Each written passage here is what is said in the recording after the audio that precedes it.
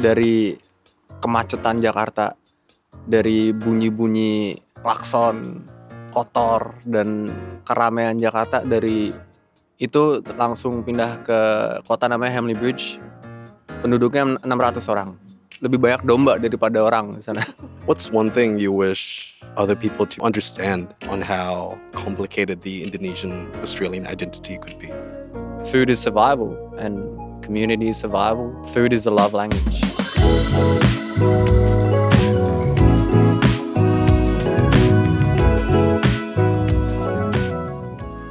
Hey everyone, I'm Billy and welcome back to the Perantau Podcast, di mana kita ngomongin para perantau di Australia itu ngapain aja sih. Hari ini kita kedatangan Chris Redden. Dia selain di job dia yang kita nggak terlalu ngomongin hari ini, tapi kita pengen lebih ngomongin ke acara dulu dia ikutan sama Nongkrong Festival dan your cookbook namanya Perantau Story. So we'll touch on that definitely a bit more. So thanks again for coming on, Chris. Good to have you. And before we start things off, could you introduce yourself in your own words? So my name's Chris. Gimana ya? Pakai bahasa campur ya. Boleh. Chris Redden, born and raised in Jakarta. Aku pindah dari Jakarta pas umur 16 tahun. Terus pindah dari Jakarta ke South Australia. Terus dari South Australia aku sempat tinggal di Alice Springs.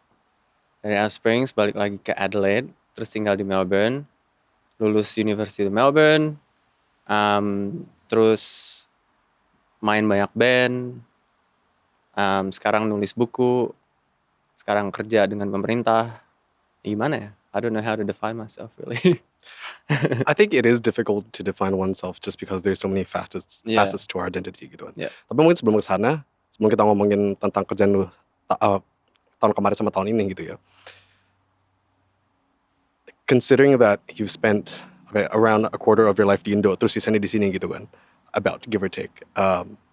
Setengah sih. Setengah, Jadi 50-50. aku umur 30 tahun sekarang pindah dari Indo pas umur 16. Jadi pas setengah sih. Setengah ya. Keeping in mind yang setengah itu, setengah di Indo, setengah lagi di Aus gitu. What's one word you would use to describe your connection with Indonesia? I think change is a good word. Change. Kayak orang-orang yang mixed race ngerti pengalaman aku karena it's like we have three identities. First is our Indonesian identity. Second is kind of like our Australian or like Western identities. And we have our own identity. Jadi kayak that duality in our own personal identity. So I think change is a really good word. Dan I really like this quote. I don't know who said it, but it was quote goes something like, the universe is change and reality is what we make of it. Jadi kayak semua itu perubahan, alam semesta selalu berubah. Dan kita hanya menanggapi perubahan itu realitas kita. So what is your reality right now? In constant change. Tadi gue gak ada kumis, sekarang ada kumis. It's change. I don't know. Yeah. Change of government, like the changes happening right now is just positive changes. So yeah, writing the Merantau Stories book is something that's I didn't expect would happen. Didn't expect to be doing this, but just following your passion, following the flow, and just changes your experience, changes who you are, and then you just go with it. And also playing in a band, main dangdut, ya Rai Rama. Yeah, I don't know. I do a lot of different things. Nah, ngomongin perubahan itu, how has it changed sejak lu meninggalkan Indonesia tahun umur 16 itu, terus itu sampai sekarang gitu? How has that shaped your identity? Ada yang stabil, ada yang berubah ya. Because my parents, orang tua masih di Jakarta. Sampai sekarang ya? Sampai sekarang. Jadi kayak pandangannya selalu kayak baru. Every time I come back to Indonesia tuh kayak, apalagi pas zaman Ahok ya kalau nggak salah. Taunya Jakarta kan kotor, macet, gini-gini. It's still macet and kotor.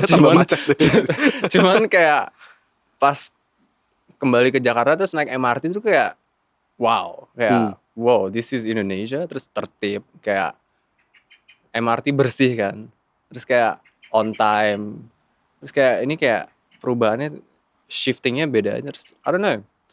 And yeah, my parents are still there. Bapak gue masih bule gila, and my mom's still doing her thing. And I don't know, there's change and there's stability. So how it informs who I am is like, I guess, keep up to date to what's happening in Indonesia.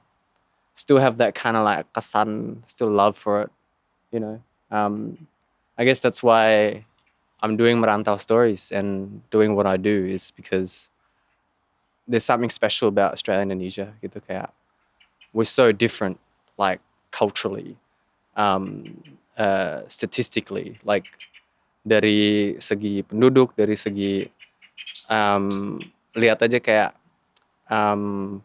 di Indonesia kan banyak gunung-gunung meletus. Di Australia nggak ada satu yang kayak gue lihat ke Australia kayak rata banget gitu.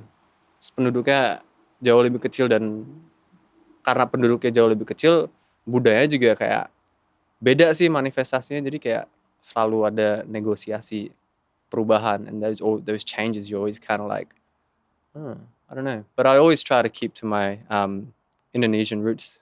Kejawen, Jawa. Wong Jawa aku. Jadi your mom's Indonesian, your dad's Australian. Yeah. Ya kan? Jadi kenapa lu dikirim ke sini kalau mereka masih di sana? They just hated me. Nah, I'm joking. Nah, enggak. Kayak apa ya? Jadi it's informed by identity, of course, because my growing up in Indonesia, gue selalu kayak dalam umur 16 itu sudah tahu, waktu masih kecil sudah tahu bakal pindah ke Australia. Karena intinya kayak supaya bapakku dan ibuku memberi that choice for me whether I want to live in Australia or Indonesia. So I've experienced growing up in Indonesia, terus pindah ke Australia, tinggal sama om, mengenali budaya Australia, dan setelah dewasa bisa membuat keputusan sendiri. Dan gimana ya? Dan at the time convenient aja sih untuk menjadi Australian citizen. Tapi ya, I hope semoga Indonesia mengenali dua citizenship sih, it's gonna really bring that closer, I guess, for me and my parents, and just, I guess, maybe for Australia and Indonesia in general too. Yeah. Because I think Australia especially, there's, I was on the 35 tourist tram today, just because it was the only one passing. So then one of the things that the recording said, there's 100 different ethnic backgrounds in Melbourne at least, and 100 different languages gitu. Tapi Australia doesn't recognize dual citizenship, Indonesia juga enggak. Padahal justru dua negara ini salah satu yang paling banyak budayanya mungkin ya. Maksudnya yang paling banyak, it's the least homogenous, if that's an accurate word to describe it gitu kan. Tapi jadi going back in terms of your, I guess, personal history. Soalnya kan pas pertama kesini, you went to Alice Springs, South Australia, and you lived with your uncle gitu. So how's that like? Soalnya lu juga sempat ngomong bahwa ya lu juga kerja di peternakan gitu kan, lu ngurusin domba-domba gitu. So what was that like? Gila. Culture shock. Yeah. Of bayangin aja dari kemacetan Jakarta, dari bunyi-bunyi klakson, kotor, dan keramaian Jakarta, dari itu langsung pindah ke kota namanya Hamley Bridge. Penduduknya 600 orang. Dan ya lebih banyak domba daripada orang di sana. Jadi aneh, terus kayak kebanyakan tuh kayak lahan peternakan aja kayak kemana-mana, but beautiful like nature, like Yeah. The roads were much better. Would you go back To that 600 or so population I town? would love to live in rural like Victoria one day. Yeah. But maybe not Not like yet. a isolating 600 people. Lebih. Then it was very like agriculture, using like tractors and like lots of like open empty lands. But I kind of like lebih kayak kehutanan gitu-gitu ya. If you go to Warburton one day, itu bagus banget itu di kota di Victoria. It's like hijau, dan ke Warburton gue udah beberapa kali sama Ruby, my partner. Dan Warburton tuh 1,5 jam dari Melbourne. Gue keinget kesan-kesan ada bau-bau Indonesia karena hijau, banyak pegunungan. So I like being close to like kehijauan dan pegunungan, hutan-hutan itu gue suka. Tapi kalau Hamley Bridge, it's a beautiful place. I don't want to, I don't want to be like Hamley Bridge is shit. I Yeah. don't want to say that, but I don't think I could live there. But my family's still there. My uncle's living there that I'm gonna visit. Yeah. Jadi kemarin pas kita ngobrol, you were also talking about you wanna talk about how you ended up here, and that was a very eventful period in your life, to say the least. Yeah. Yeah, tell me about that. So when I was 18, finished high school, I was in a crazy car accident. What happened was, ini kayak jalan pertama keluar dari farm ya. Ada intersection dan ada mobil yang mungkin kecepatan dia lebih dari 100 km per jam. Dan karena gue masih kayak muda dan capek kerja banyak di peternakan itu kan, jadi nggak fokus driving, tiba-tiba kayak gue nggak give way, nggak ngasih jalur, terus ya udah gue ketabrak, mobilnya muter-muter, hancur lebur, kayak dua mobil sebenarnya two brand new Utes total So hancur yours lebur. and another person's. Gue sama om gue, mangku. Terus mobil dia nabrak gue, juga hancur, dia sampai muter-muter nabrak pohon gitu. Terus kayak kejadian itu kayak bener-bener kayak my life kind of like flash before my eyes, kayak detik-detiknya pun. Dan after reflection kayak bener-bener tuh kayak it's a bit of a miracle, kayak kita nggak luka sama sekali ataupun nggak bener-bener bisa sampai luka parah, sampai bisa hancur kecepatan 100 km per jam kan. Terus kayak di titik temu di mana kita ditabrak itu kayak apa? Kita kan di passenger cabin dan mungkin 5-10 cm lagi ke arah kita gitu ya, atau 10, mungkin setengah detik lagi gue di pertengahan intersection itu bisa nabraknya, udah bisa nabrak dengan pas lewat gue sama om gue. Jadi kayak bener-bener kayak miracle gitu, kayak kita nggak luka dan ya kita masih di sini. Dan apa ya, reflectionnya setelah itu gue langsung mau pindah, kayak mau keluar ya. So I can't be doing this, like I'm 18 and I felt like I nearly died. And the day before, sehari sebelumnya gue udah kayak aduh capek gue. Karena sehari sebelumnya bener-bener kayak gue berenang di apa ya, ini susah jelasinnya.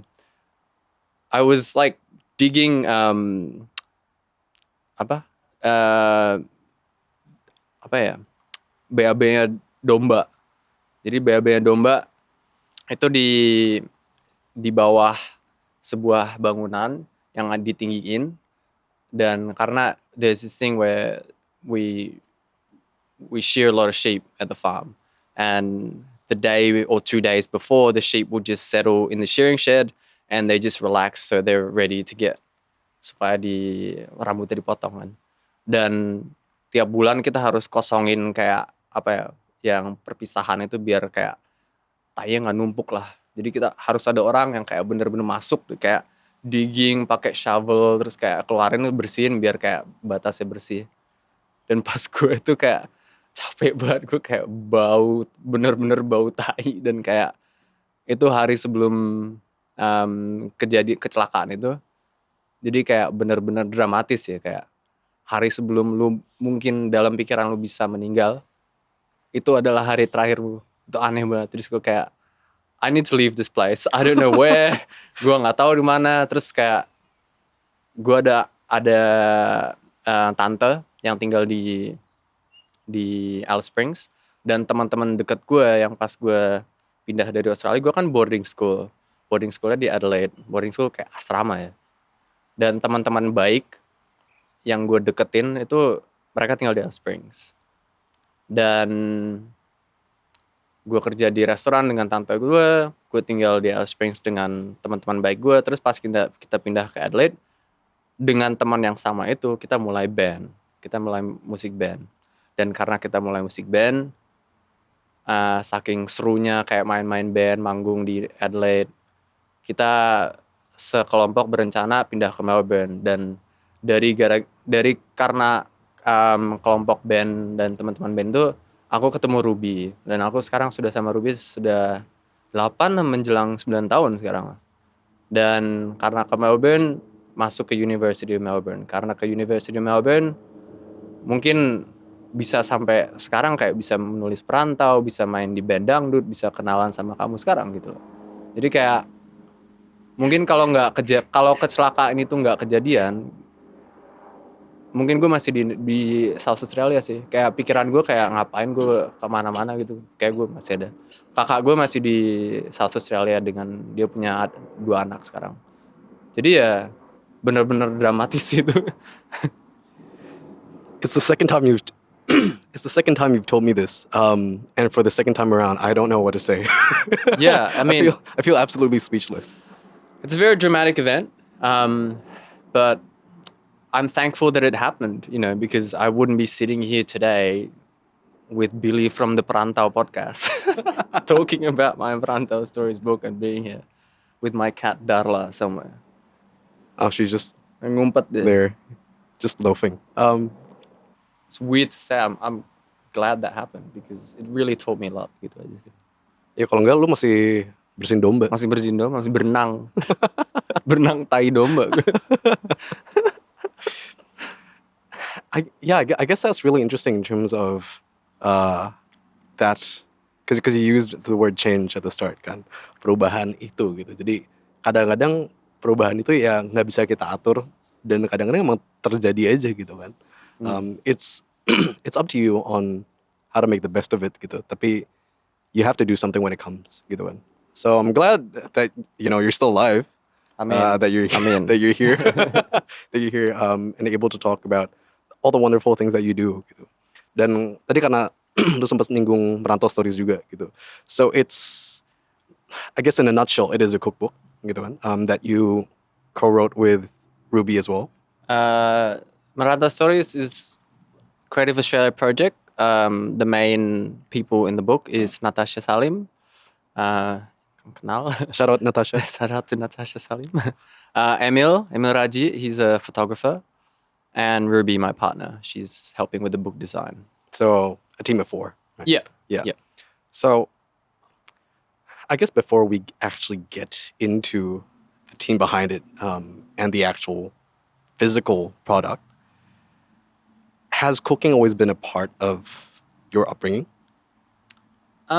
It's weird because never really appreciated cooking as much until I moved to Australia. Kayak karena mungkin pas tinggal di farm makanannya cuma lamb chops sama eggs aja sih. Jadi gak bisa lu cukurin lu makan. Misalnya makanannya apa sih It's so kayak bleak. lamb chops, bener-bener domba yang pas baru dipotong gitu. Yeah. Terus kayak langsung makan. At least it's fresh. Yeah, at least it's fresh. Cuman kayak kangen aja sih, kangen makanan Indonesia. It's weird because you really I did this workshop with Merantau Stories, and someone said 50% of being Indonesian is the food. That sounds about right. Because I remember there's a lot of conversations that I have with people, and then pokoknya ujung-ujungnya tuh yang membuat kita jadi orang Indonesia pasti ada makan-makanannya gitu. Makanan. Kayak gitu. Kalau nggak makanan, berdebat makanan. Bahkan kayak gitu tentang Imlek, habisnya ngapain? Makan-makan. Puasa, Idul Fitri ngapain? Makan-makan gitu. Semuanya juga makan-makan gitu. Is that really what makes us Indonesian, makan-makan? Well, it's one thing we agree on at least, because there's a lot of things Indonesians disagree about, but we seem to always agree about food. What's good food? I mean, we disagree about certain types Which one's of food. the best food? Cuman we agree that food is such a big part of our Yeah. culture gitu. Yeah. loh. And I found that really interesting, dan kayak momen yang gue terinspirasi menulis buku tentang perantau itu kan pertama dengar yang I think we all know the hubungan Makassar dengan indigenous people Yolngu itu benar-benar mendekati identitas kami sebagai orang Indonesia di Australia, sebagai mungkin orang Muslim. Yang lucunya, it wasn't Captain Cook that discovered Australia. Yeah. It was some Muslim perantaus who were like It's always been looking there, for yeah. tripang. You know, I thought that was really interesting. Dan menariknya juga yang membuat hubungan beratusan tahun dengan orang-orang Yongyu dan orang-orang Indonesia itu mereka mencari apa? Makanan. Mereka mencari tripang. Gimana kita bisa bikin makanan yang lebih enak? Iya, tapi tripang aneh, ngapain makan itu? Tapi tripang buat mereka sebenarnya mereka sendiri tidak makan kan, mereka jual ke market Cina sana. Yeah. Yeah, it's interesting to trace how commerce has led to a lot of different people's meeting. I think it's a really cool tidbit of history, I guess. Yeah, and also I think with that particular contact, it's like I think dulu hubungan when people say they found kind of like we found this new land with no people. Kayak, Yeah. it was always like framed with like some violence. It was framed with some colonization or some sort of like. Tapi hubungan as far as I know, hubungan Makassar dengan Yong itu kayak persahabat dan hubungannya tuh kayak sampai membuat keluarga, sampai ada intermarriage. Itu kayak in terms of like that hubungan itu I don't know, it's just seems there's a beautiful lesson in the humanities of ancient histories of like long history where it's like you can just like meet strangers and not kill each other. I don't know. Yeah. Dan itu sebenarnya yang gue ingin kayak I wanted to convey is just like ini merantau itu sifat dan praktek budaya kami sebelum Indonesia pun sudah menjadi negara kan karena Indonesia berapa ratus different ethnic groups, mereka pulaunya perpecah-pecahan, selalu kayak orang dari Pulau Jawa ke Madura sebelumnya pasti belum kenal kan pasti, tapi mereka ada kayak apa ya praktek-praktek pertemuan gitu ya. So I think they never saw Australia as Australia or another foreign land. They just saw it as just another island with people in there. We go there, we bring offerings, take what we can, show respect, and that's it. Kayak, I think there's something really beautiful in that. Gitu. I guess now going back to your own connection with food and cooking, I suppose. You mentioned how sebenarnya sampai di sini pas di Australia sebenarnya baru lu menghargai makanan gitu kan. So now with Merantau Stories, is it your way of reconnecting with your roots? A little bit. Definitely connecting with my roots and just me kind of like being proud of my roots, and also just like, hey, it's like this is like narrative changing kind of like information. Karena I think there's a lot of new ways to frame Australian identity, and this is one of them. But this is now like we're reaching back, like not only is a new way of framing Australian identity, it's a new way of framing Indonesian identity. Kayak orang-orang Indonesia sebelum Indonesia pun jadi negara sudah ada hubungan dengan Australia. Itu penting untuk orang-orang Indonesia untuk tahu itu juga sih menurut gue. So I don't know, it's like identity is something that's very abstract. What does it mean to know that like apa ya, sebagai one of the first non-Indigenous people to come to Australia, we're actually Indonesians. It's very interesting. Yeah. Sekarang jadi di balik bukunya kalian berempat, so how do you balance that then? You know, talking about how there's a lot of different facets in terms of identity and food and all that. Jadi how do you balance the four of you in terms of how you co-create the book? So it's a bit like me, I kind of organize the meetings and just do the interview. Just the format is just like we go to their house, langsung rekam, terus kayak gini aja sih, ngobrol aja sih, kayak tiba-tiba mau alirannya kemana, terus gue and then I write what from the interview, and then what I write I give to Natasha. Dia kayak tulis kayak feedback.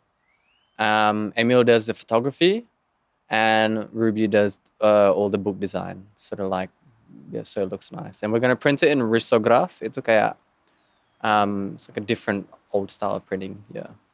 So it's gonna be like a very interactive. I'm trying to write a book, educational book in the frame of a cookbook. Karena gue tuh sebenarnya nggak bisa I think it's for me too karena gue sebenarnya nggak bisa ngikutin cookbook.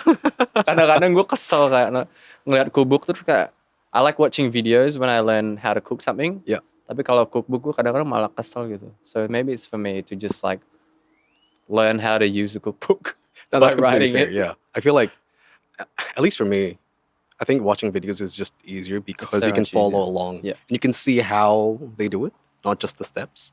Because yeah, I mean, at least for me, I think a lot of things with cooking, half the time it's just you're going YOLO. You know, it's like you don't know. A lot of things can happen while cooking. You know, it's like Yeah. with mungkin suhunya beda dikit bisa gimana. Ini masukin step keberapa juga bisa jadi beda gitu kan. Like kemarin tuh I was at QVM, gue baru beli lidah sapi kan. Kayak gue suka makan lidah gitu. Cuman I'm Suka not, lidah. yeah, Okay. I think it's great. Enak banget menurut gue. Gue selalu kayak mikirin semut. aneh gitu makan lidah gitu. Ngunyah lidah. Lo Tapi enak, ngunyah it's so lidah. good man. Lo ngunyah lidah. Kadang-kadang gue gigit lidah sendiri kayak aduh. Lo tau aneh sih gue kayak I like the taste cuman gue kayak Just don't think about it man. Just, I know, I can't not think about it. Just eat it. Am I making out with this animal? Like I'm eating its tongue. This is really weird. Menurut gue, yeah no, cause I like. Soalnya gue emang suka lidah sapi gitu. Yeah. Cuman kemarin tuh gue lagi liat, gue pengen masak apa ya? I was like, beef brisket. Right? Cuman itu, and then I saw there was ada yang jual lidah.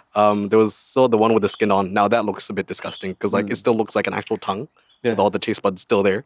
But then there was also the one with the skin off, where it's just, and then there's also the one with the skin off, where it's just the meat gitu kan. I was like, you know what? I'll get that. It's already vacuum sealed anyway. So now I just need to figure out how to actually cook it. But you know, videos are the way to go. Beef cheek gue suka. Ah, yeah, that's Beef nice. cheek's really nice. Yeah. Yeah. Never cooked it before, but we'll get there eventually. I like to be adventurous with my food. Yeah. Yeah. I agree. Kemarin sama interview sama Mama Ning, bubur ayam kan pakai ati ampela. Itu pun udah kayak That's itu pun nice. udah buat maybe for Western taste buds itu pun udah kayak what is this? Gue serem banget hati yang Tapi yang So paling good, enak man. tuh usus. Yeah. Sate usus di bubur ayam. Cuman Mama Ning pun bilang kayak wah itu susah banget cari di sini. Tapi sate usus tuh enak banget. Iya, gue itu pernah makan usus ayam bakar sama usus ayam goreng kan. Enak banget. It's been a while, tapi enak sih. Kayaknya di sini justru yang kurang yang kayak jeroan gitu. Nah, cuman going back to Merantau Stories, you know, you were talking about you know, it's co-created gitu kan sama Natasha sama Emil sama Ruby juga gitu kan. But for you personally, do you think it's more storytelling or is it more archiving? It's definitely storytelling. Like food is just a conduit for them to talk about their past and their life. Karena the best kind of like lu pernah gak sih kayak nyicipin makanan yang lu kayak this is so good, lu kayak so good, lu sampai kayak it's like it's just like super high on just like amazing food. Terus tuh kayak oh my god. Terus the conversations and the company you share those food with, it's just like something about this heightened experience, just like good food, good company can really like I don't know, I feel like it really can build peace around the world. I seriously do think. Gue pernah inget, nggak tahu masih ada atau nggak, karena gue kemarin cari nggak ketemu. But I've seen this video, pernah lihat video pas gerakan grup-grup gerakan Aceh Merdeka berdiskusi bersama Gus Dur, bernegosiasi untuk menghentikan perang itu kan. Dan mereka kayak pemimpin-pemimpin GAM sama Gus Dur duduk makan. Makannya enak, baru ngobrol ya kan. Ayo damai, oh kita damai, oke damai. Gitu aja kan. Emang makan tuh There's something really powerful in it and also something very personal. Yeah. Like you wouldn't have anyone to just come into your house and like eat food. It's like who's this guy? Yeah. Like, siapa lu? Kalau orang nggak sopan kan udah nggak.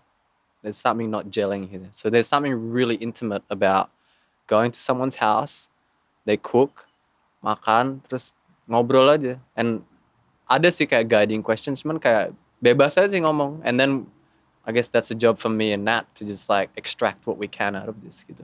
storytelling would be then for an external audience gitu kan, which is what the point of is in compiling these different stories in storytelling.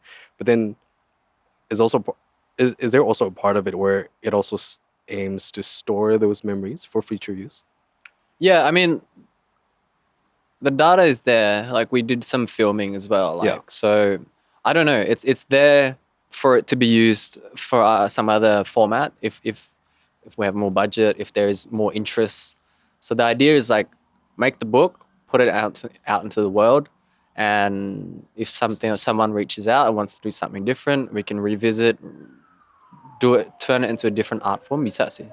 Yeah. Because I think there's a lot of like really interesting like cooking shows.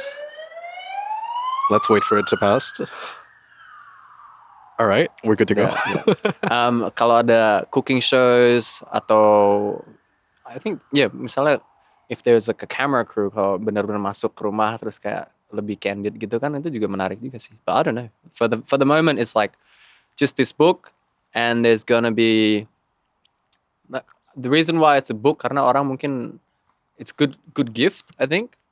And also kayak it's not just I'm trying to make this not just a cookbook kayak I want this actually menarik kalau lo baca sebagai naratif dari awal sampai akhir dan kalau lo bisa kalau lo nggak mau nggak perlu buku ini untuk resep-resep bisa untuk baca aja sih.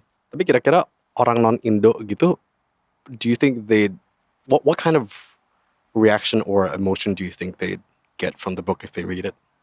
Well, I hope. I guess Ruby would be a good case study. Ruby's a great case study, yeah. But I just hope like kayak pesan itu kayak there's a lot of different kind of themes in this book, and it's like one is food, obviously. Two is like the reframing of what Australia is, and just like through these people. Australia is always seeking kind of like I think Melbourne too, especially. I found out there's like 50 plus Indonesian restaurants in Victoria. Yeah. Banyak banget. Dan I think there's just banyak interest tentang Indonesian food in Victoria, Melbourne gitu, and maybe Australia wider in general. Dan orang mungkin makan tidak tahu dengan sejarah-sejarah makanan yang mereka makan, sejarah budaya, sejarah hubungan, sejarah padahal makanan ini bisa menghubungkan indigenous people kayak tamarin, asem, dimanapun ada asem, pohon asem di Northern Territory itu jejak-jejak langkah di mana orang-orang Makassar berpuluhan tahun, mungkin beratusan tahun menanam pohon itu dan duduk memproses tripang. Dan dalam itu di bawah pohon asam-asam yang mereka nanam itu mereka nongkrong, duduk-duduk, berbagi cerita, berbagi songlines kayak indigenous people songline kebanyakan ada nyanyian mereka dari mereferensi sejarah-sejarah hubungan mereka itu. Dan dalam Merantau Stories sebanyak kita sudah menyelesaikan 5 interview. Lucunya kayak the lasting kind of tangible cultural artifacts that's remained for hundreds of years dari colonization of Australia. Lucunya yang masih sisa. It's still the songlines, it's the dance, it's the arts.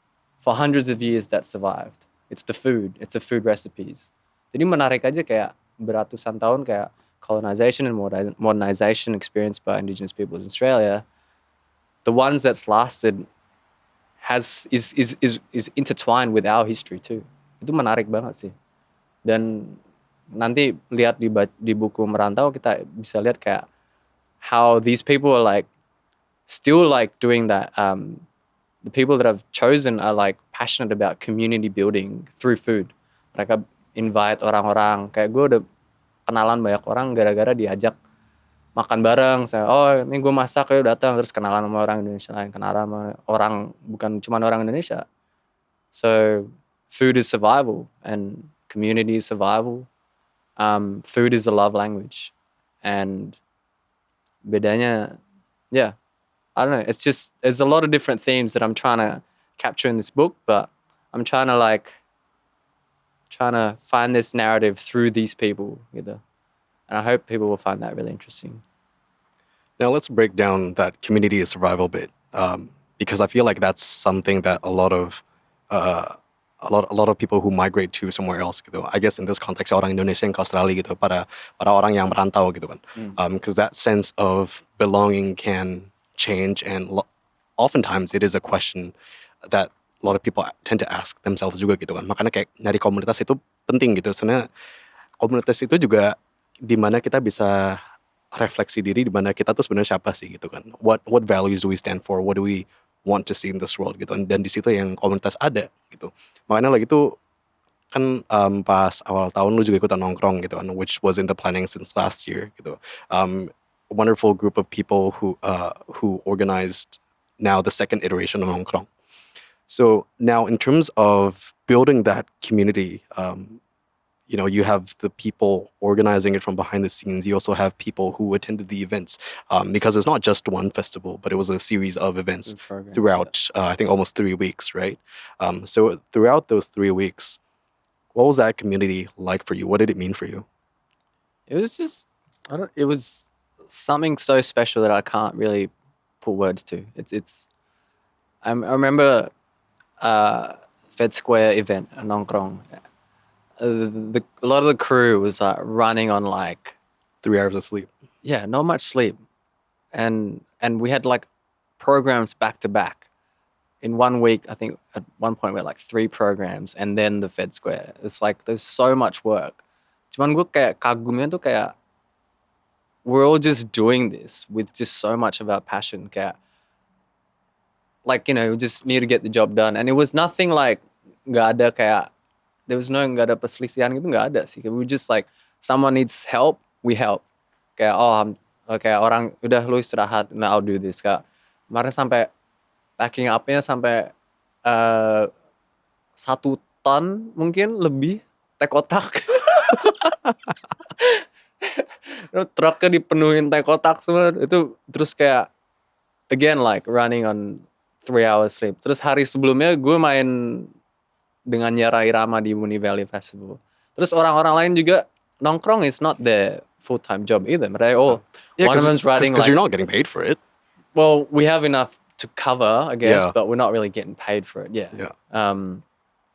But I don't know. It's just community passions, It's we get grants from different places, but this is from the community for the community. And bener-bener gue kayak kagum kayak, and even me, because I feel like I'm feeding off other people's energy, and it's really kind of interesting phenomena to just be wow. Sometimes some days I feel so lazy and I've had the most amount of sleep.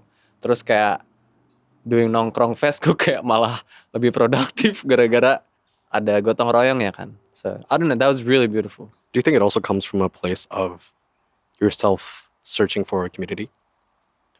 Yeah, I think it's just we know the community's there and we just want to grow it. Yeah. I think a lot of people have found their community, and there's different communities that they're part of. But I don't know, I think it's us diaspora people, we are, it's being Australian and Indonesian can be something that's so apa ya, bingung karena kayak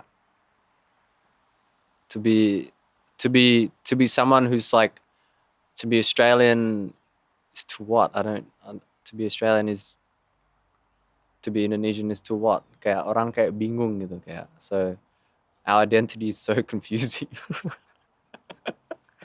So I don't know, this is just space for you to just be with someone who you can relate to. Yeah. I don't know. And just we have a lot of things to be proud of, and we want to showcase that to Australian everyday Australians. And it's weird because Australia is a Western country, has Indonesia now become part of the West, or has our culture now been imported and become part of the West now? Is Indonesian culture Australian culture now? It's really interesting. Interestingly enough, in the Dutch political situation right now, they do still consider Indonesia as a Western country in terms of their Eastern-Western political divide. I think this was like recently talked about a few months ago. I think, Orang I think belum it was naik just, Metro Mini udah lihat. I think it was just really interesting to see that idea of, I guess, a Western culture or an Eastern culture or just some exotic culture, in lack of a better term. It really comes down to how you perceive the world, But right? also, like, identity is something that's like a lot of the time you don't think about it unless someone thinks about it for you. Yeah. Like, you don't think about your identity unless someone is being racist towards you. You don't think about your identity unless someone tells you something that you don't think is true about you. Gitu loh. I was reading this. So one of the foundation books for my project is A Voyage to Maragi. So orang-orang Makassar kenali daerah Northeast Arnhem, the word for indigenous peoples, Darwin area itu, Northern Territory, the word for the West. So they called it Marege. Oh, kamu mau merantau ke Marege? Udah beda lagi kan, pandangannya udah beda lagi. Terus ada daerah lagi on the east side, I think it's like top of Western Australia, namanya Kayu Jawa. Oh, kamu Kayu Jawa? If you say that to someone, where is Kayu Jawa? What are you saying? Terus kayak even the term Makassans, the academic term Makassan, Macassan, Yeah. itu tuh sebenarnya bukan cuman orang Makassar. It's just like a term. Oh, the Makassans, they move from this part to that part and trade in Tripang. Sebenarnya kadang-kadang ada orang-orang dari Jawa, ada orang-orang dari pulau-pulau lain. Di buku yang gue baca ini, orang-orang indigenous people pun yang ikut kembali ke Makassar, they were called Makassans. Jadi kayak, so throughout history, Western people, well, like early researchers for indigenous peoples were Makassans too. Jadi kayak, apa sih identitas itu kayak The OG perantau. tanda tanya aja sih. Tanda tanya aja menurut gue. How do you feel about your identity now then? I feel comfortable in my own skin. I feel like I think being in Melbourne has really helped me be comfortable with that. Kayak, Dibanding pas di Hamley Bridge. yeah, Yeah. of course. It's And a also, big change. ya karena dekat orang Indonesia sih di sini Yeah. Melbourne. Komunitas orang Indonesia banyak. Nah Dan ini gitu. ini nggak mana mau di Hamley Bridge sekarang kayak gini. Ini domba di mana-mana. Nggak bisa kan. So, I don't know. I like being, I guess also I like big cities. Yeah. Yeah. Never thought, but mungkin nggak segede Jakarta tapi ya. What's one thing you wish or you would hope for other people to understand on how complicated the Indonesian Australian identity could be? I like humanity. We all have a lot of humanity, and Indonesia is a special case for tolerancy too. Like when I was at Melbourne Uni, I did a major in Indonesian studies, and we had some classes. How we together. met? Yeah. Interesting. Contohnya ya, yang menarik, yang gue ingin orang-orang tahu, Indonesia is extreme diversity. Aceh misalnya, Syariah law, apa yang terjadi kalau misalnya pokoknya aturan hukum di Aceh beda dari aturan hukum di negara lain. Tapi kalau ke Medan udah beda lagi kan, kayak budaya. Lo lihat deh ke YouTube ada grup namanya Warintil. They're like comedian, they're like full like lucu deh, kayak komiknya lucu dan humornya lucu. Tapi mereka kayak they're very like gender diverse group of people. Comedy show, they have like 10 million plus subscribers. 50 kilometers apart from Aceh. In the same country. That's extreme diversity. Also like pluralism. Kayak politics Indonesia bikin gue pusing. Tapi I majored in politics. Oh, the irony. Tapi karena nama gue kan Soekarno, Christopher Soekarno John Redden, bapak gue yang namain, karena dia penggemar Soekarno. Tapi di Indonesia juga pluralismenya kuat sih. Tapi misalnya di Jakarta, gereja terbesar di Jakarta pas di samping masjid terbesar di Asia Tenggara. Itu sengaja kan, bukan nggak sengaja, itu sengaja biar kayak mempromosi toleransi in this society itu harus sengaja gitu Kak. Kadang-kadang kalau ngobrol sama orang-orang di sana, kalau pas Natal parkirannya kan penuh, jadi orang kan parkir di masjid. Pas Lebaran, pas musim puasa lah, parkiran di masjid penuh, orang-orang yang mau ke masjid parkiran di gereja. Sekarang mereka membuat jembatan baru. I don't know, I think there's, and me, like all my aunties and uncles, most of them are Muslim. I'm Catholic, I was baptized. My mum converted, and her brother converted too. So I've always grown up in like a interreligious family. But mungkin not everyone had the same experience. I think some people had different experiences, but I'm thankful that I had a very interreligious family, and like Lebaran sama Natal gue duanya celebrate.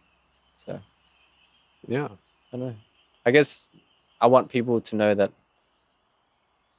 peace between religions can happen. I don't know.